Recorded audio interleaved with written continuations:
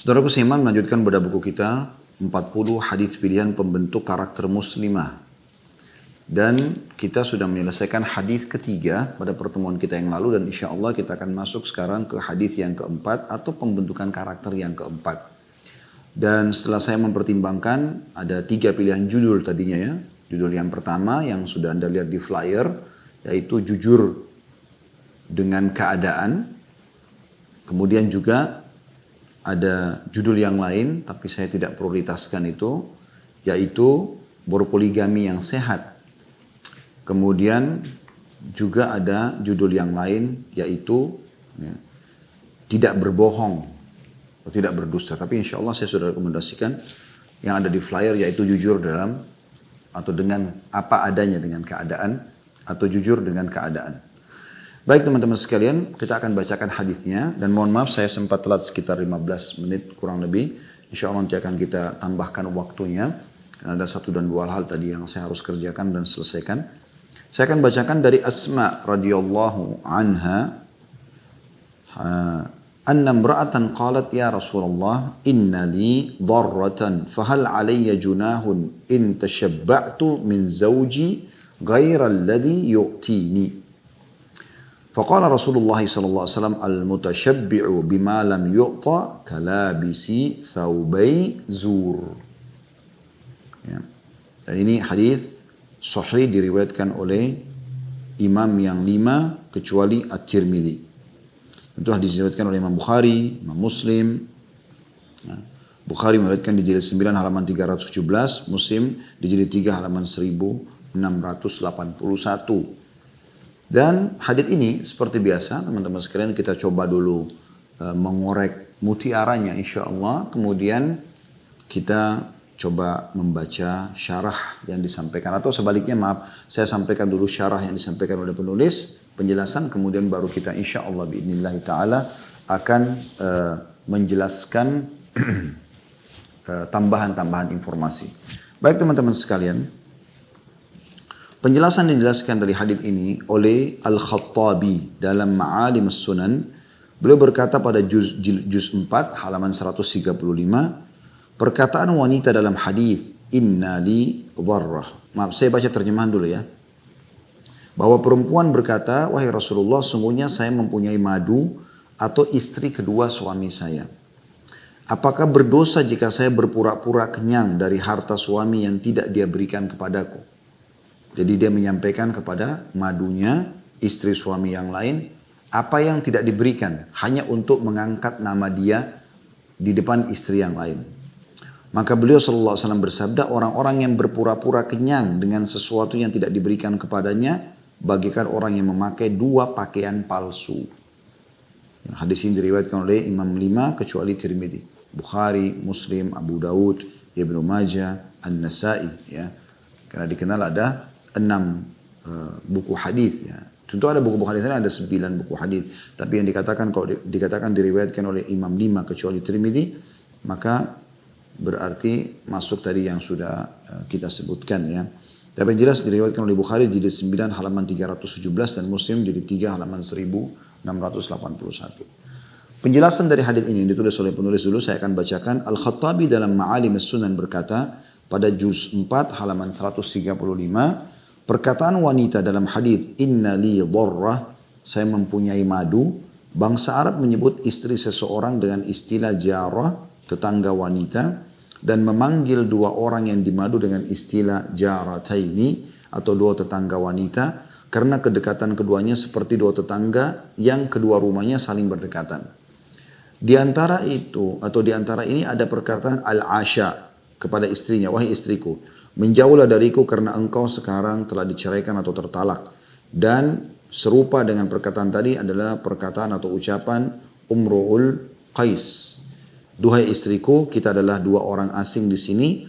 Setiap orang asing terhadap sesamanya bersaudara. Jadi maksudnya dijelaskan secara bahasa ya.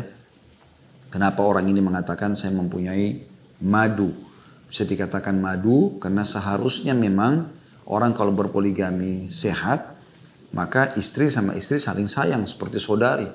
Kalau dia bisa baik dengan teman-temannya, maka bagaimana dengan istri suaminya? Harusnya dia bisa lebih baik lagi.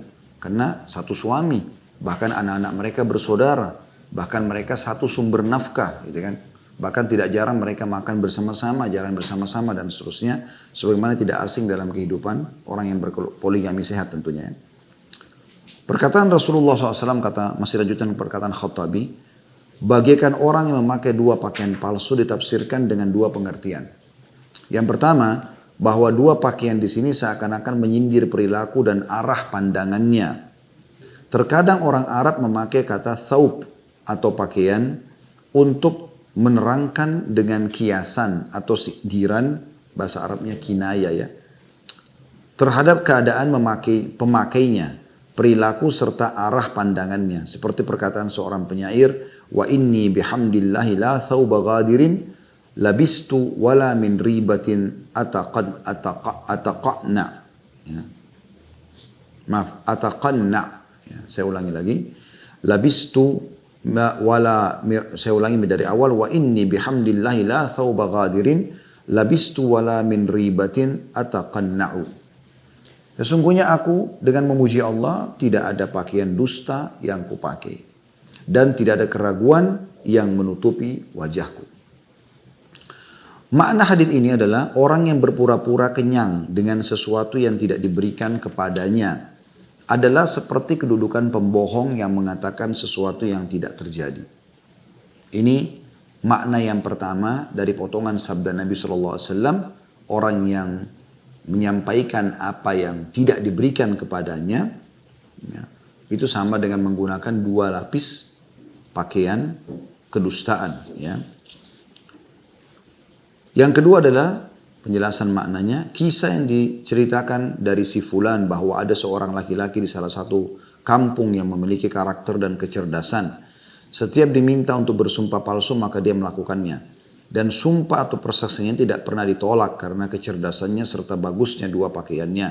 Maka disandarkanlah sumpah tersebut pada kedua pakaiannya karena kedua pakaian itulah yang membuat sumpah palsunya diterima lalu dan laku keras. Ya. Artinya, saking hebatnya si salah satu dari istri ini ya, menggambarkan bagaimana indahnya dan romantisnya dia sama suaminya dan juga bagaimana banyaknya fasilitas yang disiapkan, padahal sebenarnya tidak, hanya untuk mengangkat nama dia di depan istri yang lain, maka dianggap dia memiliki dua kedustaan.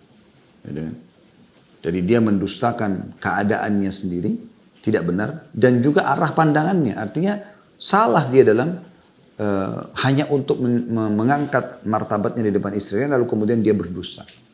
Jadi dari dua sisi seperti itu gambaran kurang lebih. Baik teman-teman sekalian, kita akan jelaskan insya Allah lebih jauh tentang masalah hadis ini dan kita coba korek mutiara yang bisa kita ambil. Yang pertama yang kita bisa ambil di sini adalah tentang masalah kehidupan poligami. Banyak di antara kaum muslimin, ya, atau kita bisa bahasakan poligami sehat ya. Banyak di antara kaum muslimin terutama muslimat, para wanita yang menolak poligami. Tanpa punya dasar hukum sama sekali. Hanya karena hawa nafsu.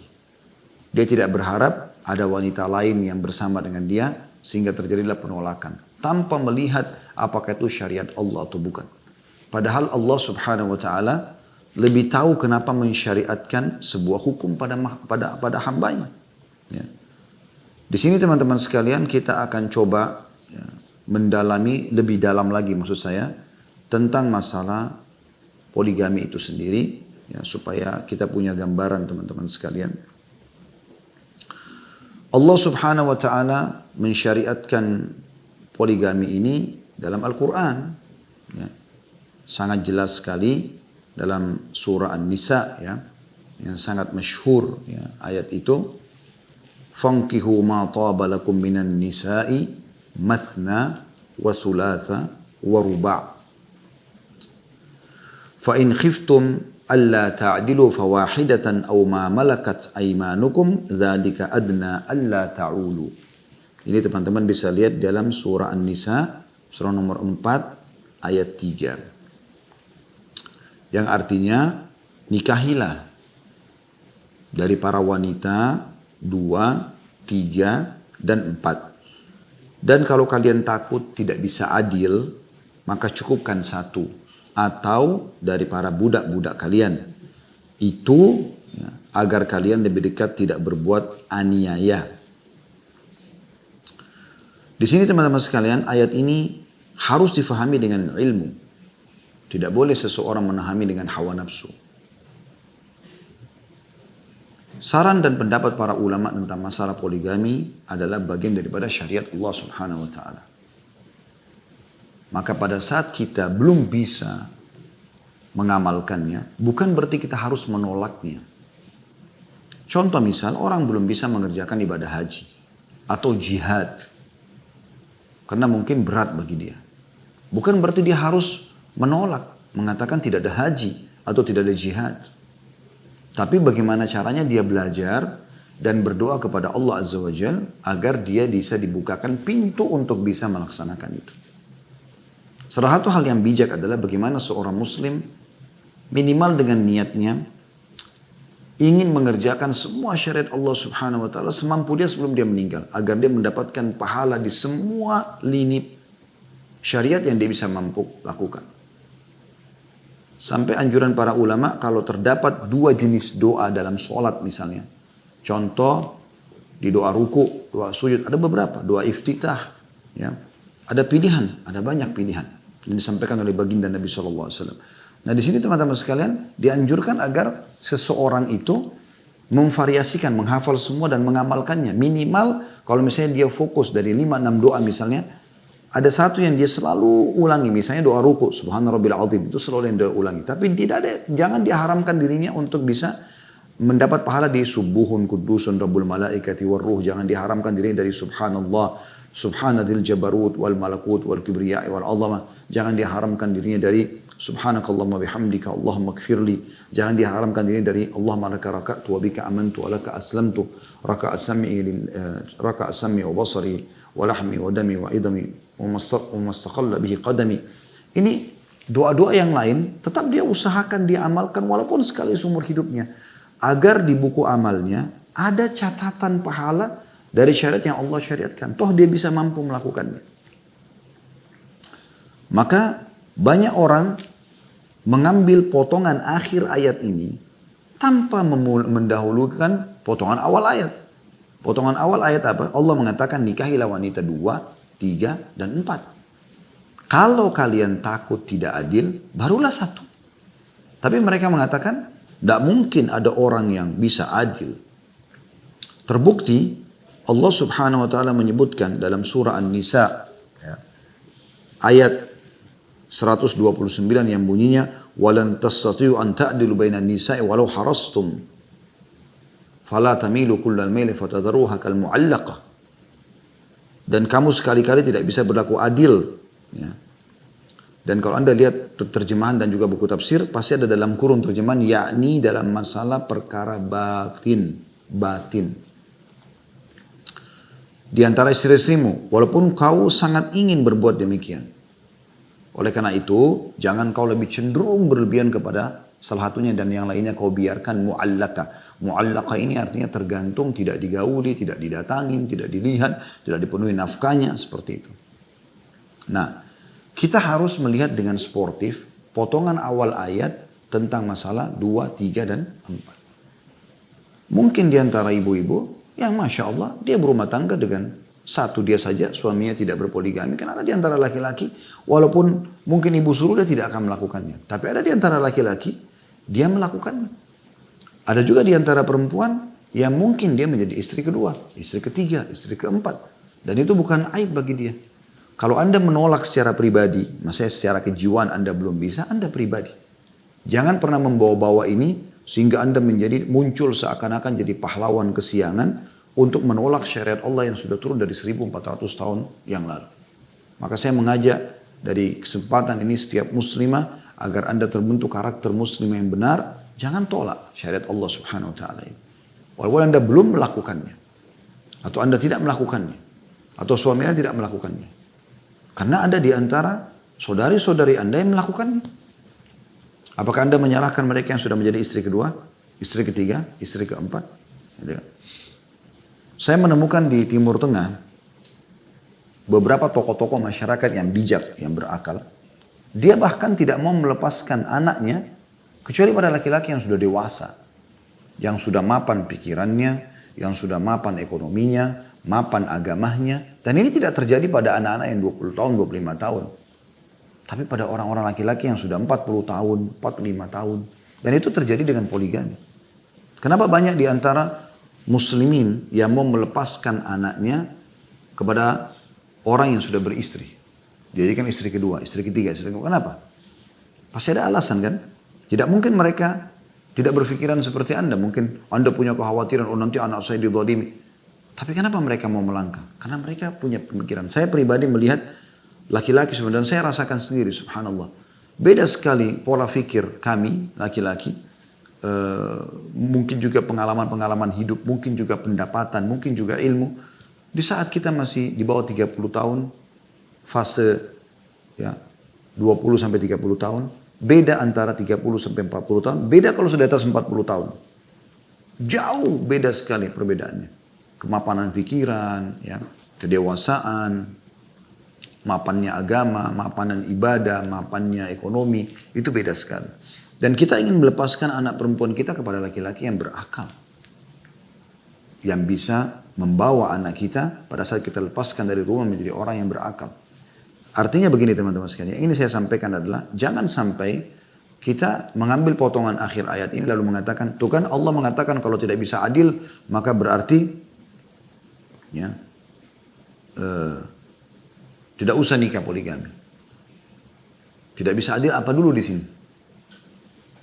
Ibnu Qudamah rahimahullah al-Maqdisi berkata, kami tidak mengetahui perbedaan pendapat di antara ulama bahwa tidak wajib menyamakan di dalam jima di antara para istri. Karena jima adalah jalan bagi syahwat dan kecondongan. Tidak ada jalan untuk menyamakan mereka dalam hal tersebut karena hati seorang suami terkadang condong kepada salah satu istri tanpa yang lainnya. Artinya yang dibahas di sini adalah kalau misalnya ada orang berpoligami punya 2-3 orang istri. Mungkin ada istri yang setiap ketemu dia berhubungan biologis.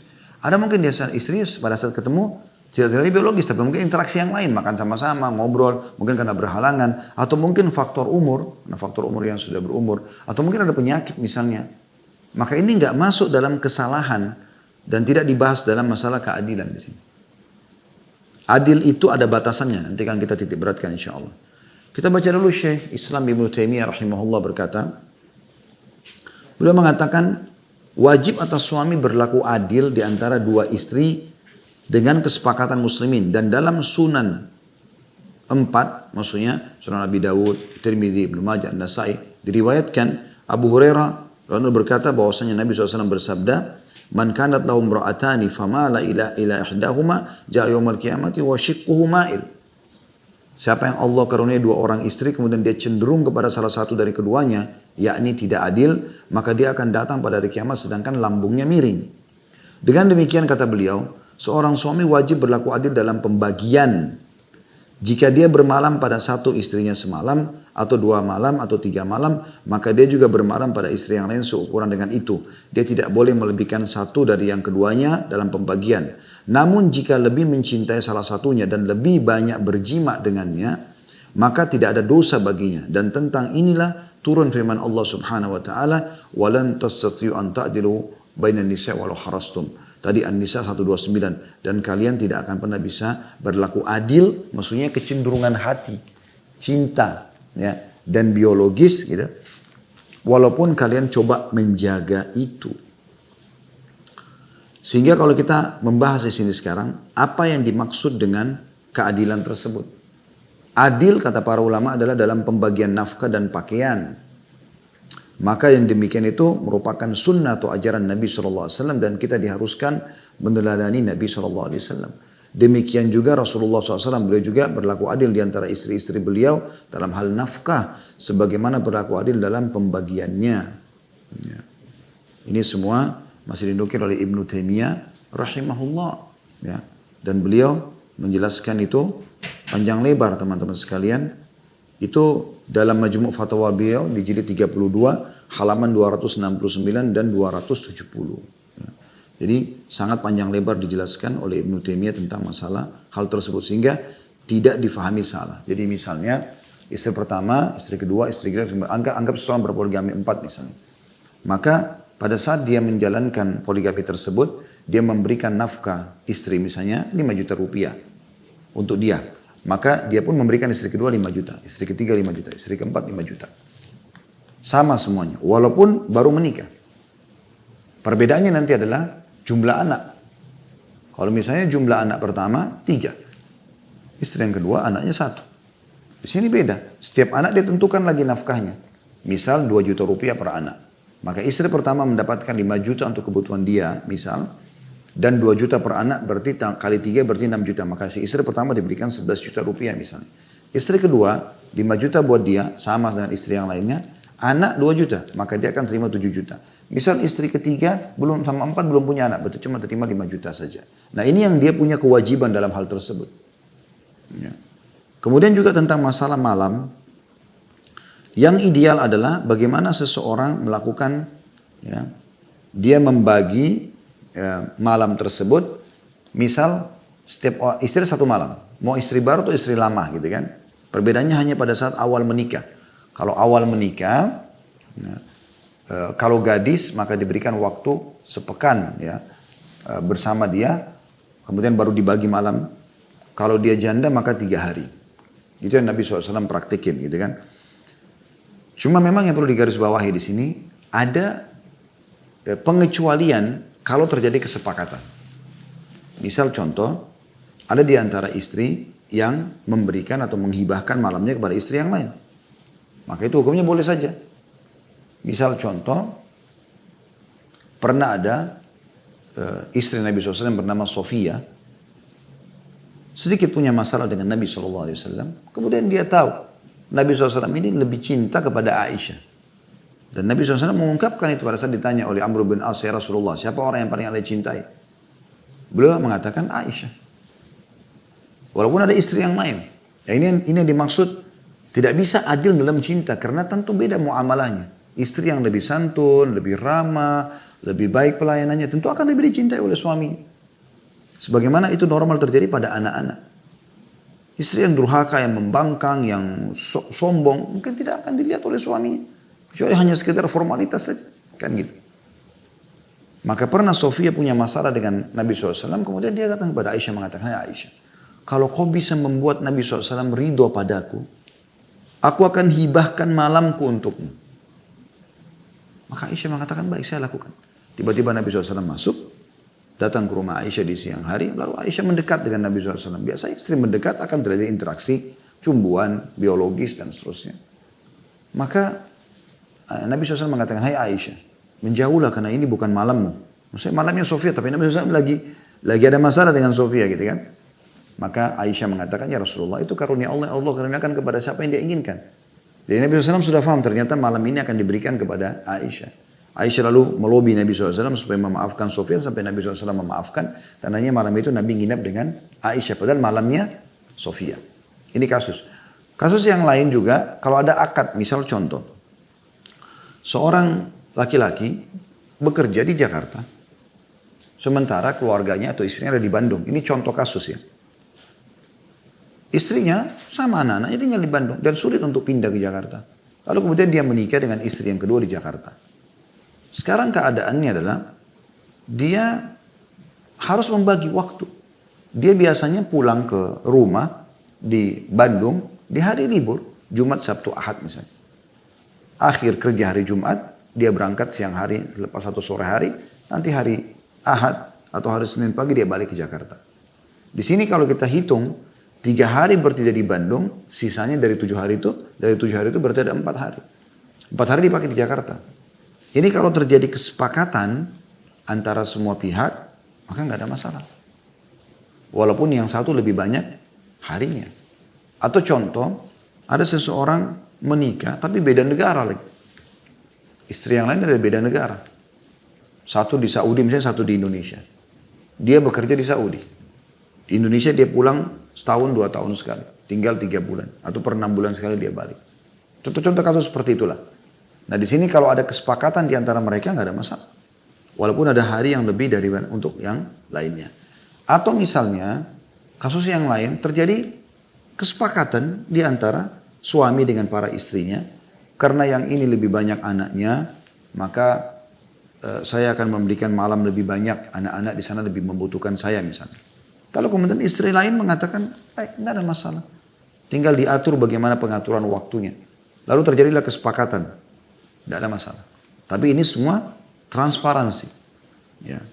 Yang kita sayangkan teman-teman sekalian, banyak orang merusak poligami ini dengan perbuatan dia, sikap dia. Sehingga terjadi kebencian-kebencian pada poligami yang ngawur gitu. Dia lakukan poligami, dia kan tidak sehat. Dia suka seorang wanita, dia nikahi diam-diam, terjadilah pernikahan tersebut. Maka pada saat ketahuan, ribut sama istri pertama. Pilihannya cuma dua. Bertahan dalam kondisi dia terhina, dia harus bisa menerima segala macam ucapan cacian dari istri pertamanya, yang lagi kesal gitu kan. Akhirnya bertahan rumah tangga, mungkin setahun, 2 tahun diperbaikan, setelah itu baru berjalan. Atau dia ceraikan salah satunya. Ya itu yang banyak terjadi.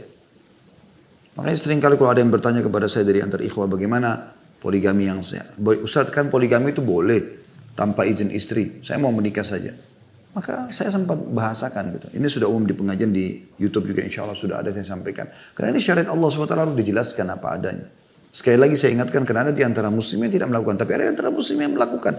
Lalu kita mau kemanakan muslimah yang baik-baik, yang terhormat, yang melakukan poligami yang sehat? Masa kita mau hina mereka karena menerapkan syariat Allah? Justru kita yang harus bermuhasabah, kenapa dia bisa kita nggak bisa? Gitu kan? Seperti itu. Maka saya mengatakan, antum ingin poligami sehat, jangka panjang atau jangka pendek? Sempat ada yang tanya, Ustaz seperti apa maksudnya?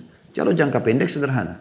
Antum suka wanita seperti laki-laki, fitrahnya dia memang suka, akhirnya dia menikah diam-diam. Yang terjadi adalah ribut nanti kalau ketahuan. Maka opsi itu tadi saya bilang, bertahan dalam kondisi dia harus, kadang-kadang wibawanya harus tercoreng, sampai dia memperbaiki, atau memang yang kedua adalah dia cerai, salah satunya. Kalau yang sehat adalah, memang dibangun itu. Dibangun dari awal. Ini ibadah kepada Allah Subhanahu wa ta'ala. Kalau niatnya ibadah, dia tidak akan pernah pamer-pamer sama orang. Karena orang kalau pamer, Anda sholat malam, oh saya tadi malam sholat tahajud. Ria. Udah gak usah pamer. Gitu kan? Diam aja, mau istri Anda 2 kah, 3 kah, 4, gak usah cerita sama orang. Biasa aja. Kecuali darurat memang. Ada orang yang mendesak, dia tanya. Atau ada sesuatu yang mendesak untuk disampaikan. Untuk menjadi pelajaran bagi orang. Mungkin. Tapi untuk setiap hari dia pamer, ini aneh. Pamer-pamer jumlah istri berapa. Istrimu berapa? Istri saya 2, istri saya 3. Ini seperti orang yang riak. Ya. Maka saya membahasakan. Yang pertama ikhlaskan karena Allah Subhanahu wa ta'ala. Kemudian yang kedua berdoa kepada Allah Subhanahu wa ta'ala agar Allah mudahkan itu. Saya pun termasuk praktis, saya berdoa sama Allah Subhanahu wa ta'ala. Semoga Allah memudahkan karena la haula wa la quwata illa billah. Saya tidak punya daya dan kekuatan kecuali dari Allah Subhanahu wa ta'ala untuk bisa melakukan itu. Kita juga manusia punya kekurangan. Gitu kan. Setelah itu baru kemudian sama-sama dengan istri memperdalam ilmu agama supaya memang kita sama-sama siap menerima itu. Lalu pada saat mau terjadi pun kita sudah punya akad, ini ada poligami. Dan ada beberapa hal yang harus diperhatikan juga pada saat sudah terjadi poligami. Tentu harus dijaga poin-poin tentang masalah, tidak usah menyebutkan kelebihan istri satu di depan istri yang lainnya. Ya. Kemudian memberikan hak masing-masing, memenuhi kebutuhan mereka masing-masing, tanpa ada membedakan dari sisi tadi materi ya. Maka itu adalah hal yang positif ya. Jadi Anda memberikan misalnya pengeluaran buat si fulana, yang pertama perawatan begini, maka yang si B perawatan, dia tidak pakai perawatan yang sama. Maka Anda harus siapkan saldo buat si B yang dia bisa pakai untuk yang lainnya. Karena Allah SWT akan tanyakan kepada Anda itu. Khusus masalah nafkah, pakaian, makanan, minuman, ya, tempat tinggal dan seterusnya. Ya. Nabi SAW meletakkan rumah istri beliau berdekatan semua dan beliau membagi sesuai dengan kemampuan beliau SAW. Dan beliau mengatakan doa yang masyhur. Hadis ini riwayatkan Abu Daud. Nabi SAW sering membaca ini. Allahumma hadha qasami fima amlik fala talumuni fima tamliku wala amlik. Ya. Yang artinya, wahai Allah, ini adalah pembagianku. Maksudnya para istri. Karena aku poligami. Dalam perkara yang aku mampu. Maka janganlah engkau mencelaku dalam perkara yang engkau mampu sedangkan aku tidak mampu. Jangan engkau hukum ya Allah, aku karena perbuatan ini gitu. Jadi harus difahami tentunya ya, bagaimana seseorang itu harus hati-hati. Dan dari hadis Abu Dawud ini, doa Nabi SAW ditanggapi oleh Syamsul Haq Al-Azim. Ya. Rahimahullah, beliau berkata, hadis ini sebagai dalil wajibnya suami untuk menyamakan pembagian materi di antara istri-istrinya. Dan haram atasnya jika cenderung kepada salah satu dari mereka. Yang satu diberikan pakaian sampai 10 juta, yang satu diberikan 500 ribu. Ini nggak boleh. Materi harus wajib. Ya. Dan itu sesuai dengan firman Allah Subhanahu wa taala dalam surah An-Nisa 129 tadi, "Fala tamilu kullal mail." Maka jangan kalian cenderung berlebihan kepada yang lainnya. Ya. Maksudnya adalah cenderung pada dalam pembagian nafkah, bukan dalam hal kecintaan, karena ini termasuk perkara yang tidak dikuasai oleh seorang hamba. Itu diambil daripada ya, makna doa Nabi SAW tadi yang riwayat Abu Dawud itu. Ya. Juga yang perlu diperhatikan teman-teman sekalian dalam masalah hal ini tentunya, ada hal-hal yang menyebabkan atau kondisi yang membuat poligami terjadi. Kalau Anda berjalan dari awal Anda menikah sama suami, ya, ini kita banyak menyinggung karena ini karakter wanita. Dari awal Anda jalan, suami Anda cukupkan dengan Anda. Ada orang begitu, Masya Allah, saya lihat ada antara jemaah juga yang memang dia biar kita suruh poligami, dia nggak mau memang. Udah bagi dia, saya cukupkan ini selesai. Ada orang begitu. Memang dia nggak punya kecenderungan. Tapi ini tidak semua laki-laki sama seperti itu. Kalau ada seperti ini, alhamdulillah Anda berjalan tidak ada masalah. Tapi jangan Anda dengan itu lalu Anda menjadi pahlawan kesiangan. Nih lihat nih, saya monogami. Toh bisa kok. Kenapa itu harus poligami? Memang suami yang begini. Lalu dia provokasi temannya untuk cerai gara-gara suaminya poligami. Padahal dia tidak pernah tahu masalahnya orang. Atau mungkin dia cuma mendengar keluhan temannya yang setengah jam. Kemudian dia mulailah ya, menghakimi setengah jam itu yang kehidupan yang sudah berjalan 6 tahun, 7 tahun, 10 tahun, atau 20 tahun. Seperti itulah. Ya. Ini kita sayangkan sekali karena banyak terjadi. Sehingga akhirnya terjadilah penolakan-penolakan yang aneh sekali terhadap syariat Allah Subhanahu wa taala karena sikap beberapa orang. Ada juga orang yang berpoligami semaunya saja sendiri. Walaupun dia tidak mampu dari secara ekonomi. Ini aneh ini. Ya. Jadi bukan seperti itu yang dimaksud dengan poligami yang sehat, teman-teman sekalian. Harus punya kemampuan. Saya akan coba bacakan yang ditulis oleh Syekh Mustafa Al-Adawi. Beliau mengatakan hukum poligami adalah sunnah. Ya. Dan beliau mengatakan dalam kitabnya Ahkamul Nikah Wazzafaf, ya, hukum-hukum nikah dan juga acara pernikahan, beliau mengatakan ada 4 syarat hal. Atau ada 4 syarat yang harus diperhatikan oleh seseorang yang mau berpoligami bagi laki-laki. Yang pertama, seorang mampu berlaku adil. Maksudnya adalah adil ya, dalam hal materi.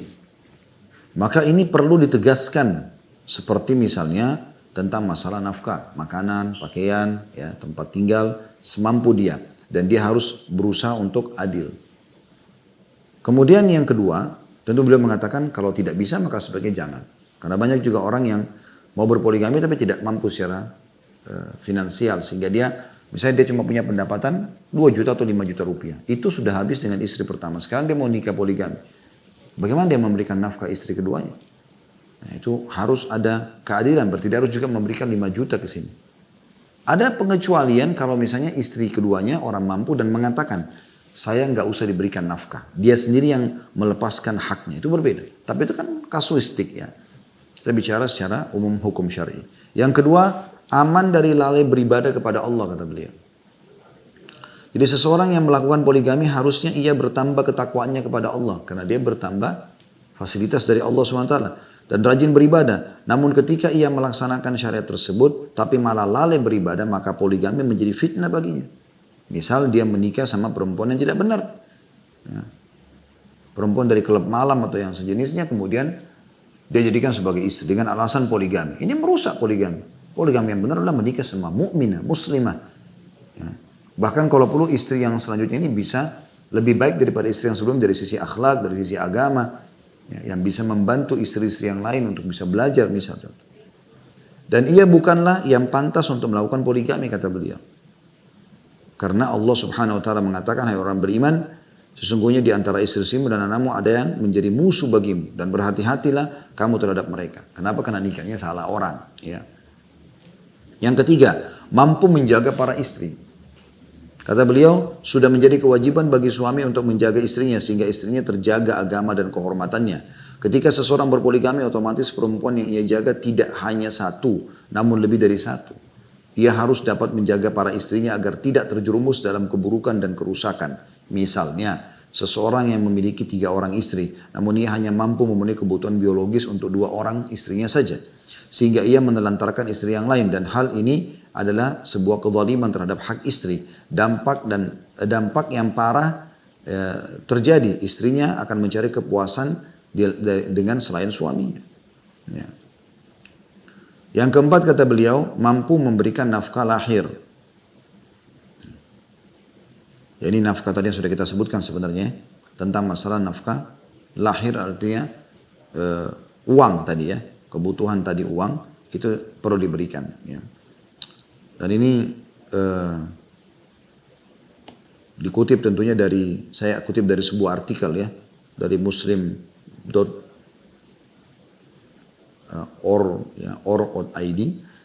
Ini sempat ada saya baca sedikit dan saya melihat ini adalah sesuatu yang bagus untuk diangkat, maka saya angkat tentunya.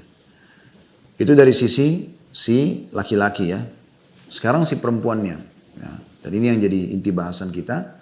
Pada saat ibu berpoligami, perhatikan Allah subhanahu wa ta'ala memerintahkan Anda sedang untuk mengikhlaskannya dalam ibadah, maka ikhlaskan niat. Apakah Anda istri pertama, istri kedua, istri ketiga, terserah. Yang jelas Anda jadi istri keberapapun, selama itu benar, nikahnya benar secara syariat, Anda ikhlaskan niat. Karena ini menjalankan perintah Allah subhanahu wa ta'ala. Yang kedua, Anda harusnya berteman ya, dengan para istri yang lain dan bukan bermusuhan. Mereka bukan musuh, tapi mereka adalah sahabat sebenarnya, teman. Nah, bagaimana menjalin komunikasi yang sehat dengan mereka? Ya. Kalau ada yang ya, bisa dibangun seperti Anda berteman sama orang ini, bagaimana sih Anda pertama membangun persahabatan? Jadi Anda berbicara, kenalan, menjelaskan tentang sifat-sifat. Ada yang positif kita ambil dari teman kita, yang negatif kita tinggalkan atau kita ingatkan. Seperti itu kurang lebih. Cuma ini lebih akrab lagi sebenarnya. Lebih akrab dari sekedar teman atau sahabat. Ya. Harusnya memang lebih layak menjadi teman jalan bersama, karena mereka satu naungan. Mereka juga bisa bersama-sama safar, ya, sama suaminya. Kan gitu. Mereka bisa kumpul bersama anak-anak semuanya gitu kan. Istri yang kedua pun dipanggil oleh anak istri pertama, ibu, bisa dipanggil ibu karena itu adalah istri ayahnya. Ya. Salah satu yang menjadi mahram disebabkan karena pernikahan adalah pasangan ayah.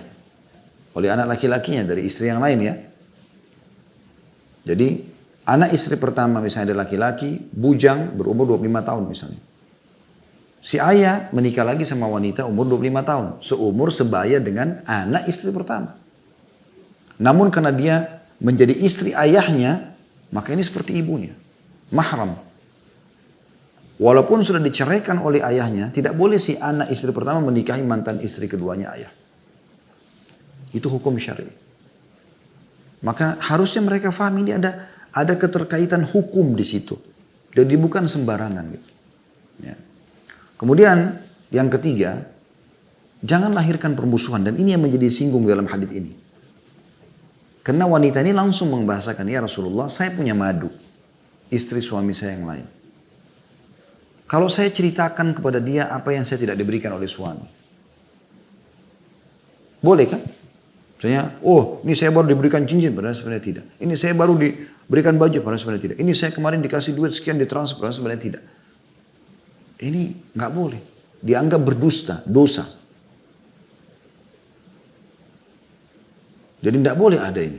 Ini kan nanti akhirnya melahirkan permusuhan. Atau yang sering terjadi juga ada beberapa perempuan yang semoga Allah selamatkan kita, sifatnya buruk sekali. Dia masuk dalam rumah tangga, dia memprovokasi istri yang lain. Supaya dia yang lebih condong depan suaminya, maka dia sengaja panasi istri yang ini, panasi istri yang ini, panasi istri yang ini. Ya. Supaya dia nanti menjadi pahlawan depan suaminya. Seakan-akan nanti dia tahu permasalahannya semua, lalu kemudian dia menengahi antara suaminya dengan istri-istrinya. Padahal sebenarnya dialah yang melahirkan konflik itu. Ini Allah Subhanahu wa taala lebih tahu. Ingat teman-teman, yang sedang kita hadapi adalah Tuhan kita Allah. Allah itu Sami', Maha mendengar, Basir, Maha melihat, Alim, Maha mengetahui. Enggak ada, innallaha la yakhfa 'alaihi syai'un fil ardi wala fis sama'. Dalam Al-Qur'an dikatakan Allah tidak tersembunyi apapun baginya di langit dan di bumi. Anda mengatur makar sehebat apapun, Allah juga mengatur makar untuk Anda. Innahum yakiduna kaida wa akidu kaida, kata Allah. Mereka mengatur makar, aku pun mengatur makar. Dan kalau Allah SWT sudah menghukum seseorang karena perbuatannya, maka akan sangat fatal sekali. Maka ini semua perlu diketahui. Jadi jangan lahirkan permusuhan dengan provokasi, dengan membenci, dengan saling mencelah, gitu kan. Kalau perlu bersatu, duduk bersama, ngobrol. Permasalahannya apa? Ya. Ada seseorang yang salah, oke diingatkan. Ada akhlak yang buruk, dibantu nasihati. Ada yang benar, kita dukung. Mau yang lama atau yang baru, saling merangkul satu sama yang lain. Maka itu yang terbaik tentunya ya. Ini pelajaran yang kita bisa ambil dari hadis karena memang berhubungan dengan masalah wanita ini mengeluh dia punya madu. Kemudian juga yang masuk dalam masalah ini adalah yang perlu digarisbawahi, tidak boleh menipu. Ini pelajaran lain. Karena diambil daripada potongan tadi mengatakan, bagaimana kalau saya, ya, atau berdosakah saya pada saat saya berpura-pura kenyang dari harta suami yang dia tidak berikan kepada saya. Nah ini tidak boleh menipu, dan ini cukup banyak dalil tentang masalah itu dalam Islam. Ini dosa besar sendiri. Imam Badzawi rahimahullah masukkan dalam kategori dosa besar orang yang sengaja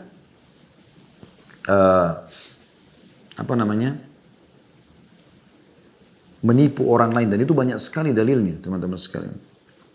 Ada hadis Nabi SAW riwayat Tirmidzi, Anda bisa renung hadis ini, la yadkhulul jannata khabbun wala bakhilun wala mannan.